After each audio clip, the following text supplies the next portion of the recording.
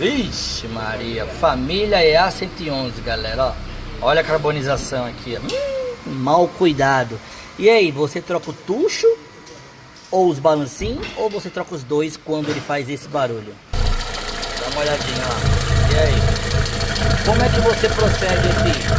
Você troca só os tuchos ou os tuchos balancinhos? Talvez o áudio não seja o suficiente para você ver o quanto que ele bate. Mas quando ele esquenta, ele só vai piorando. Mas calma, a luz do óleo ainda não está acesa.